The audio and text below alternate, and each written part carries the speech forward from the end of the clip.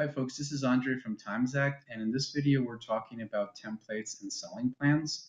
What are they? They're both a bunch of settings that we apply to your products, which is why in the app you'll find them under the settings tab here. Notice how I have templates and selling plans. Now templates are only about the visual elements that your customers see. So think about the button, think about the badge, think about pop-ups and countdown timers. Whilst selling plans are mostly about the transactions and the back end. So think about discounts, inventory policy, whether you take full payment or partial payment, and whether you have a shipping date set.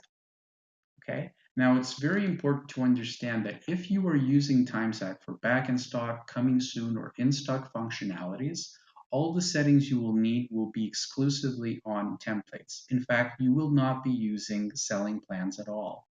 You'll only use selling plans if you want to put the product on pre-order.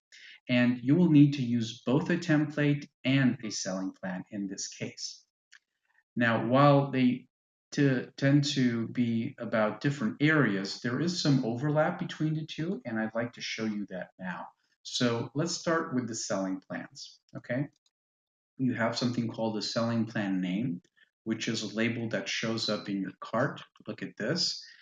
And it'll also show in your Shopify confirmation emails, okay? Now this is mandatory by Shopify. You cannot leave this not filled. Okay, and then you have the selling plan description, which is like a message that can show up on your product page. It's not mandatory, and so I've left it blank here.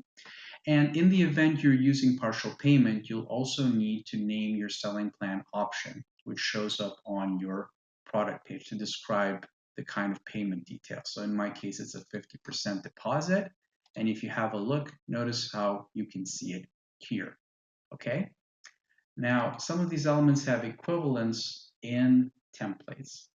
And let me show you that now. They're not perfect equivalents. So if I look at my template for the pre-order, notice how in cart here I have my cart label. Now this is the same thing as the selling plan name, but this one is not mandatory to use. However, if you want to use stuff like dynamic variables, like stating the shipping date in your cart, or if you want to send out custom notifications, so an extra email going from us to tell customers that it's a pre-order, you will need to use this. And in my case, I'm using both because I want both.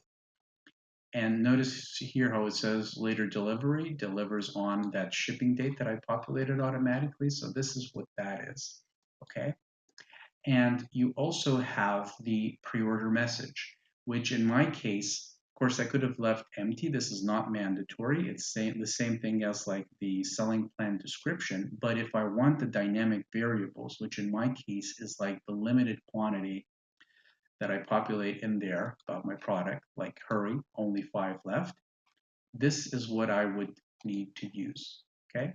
So there are more settings for you to explore in here, but this is the main overlap, and we have in-depth tutorials that go into both topics. If you want to learn more about templates and selling plans, I suggest you check those out. I'm also going to put them in the description. Thank you for watching. Please like and subscribe if you like this content, and I'll see you in the next video. Thanks.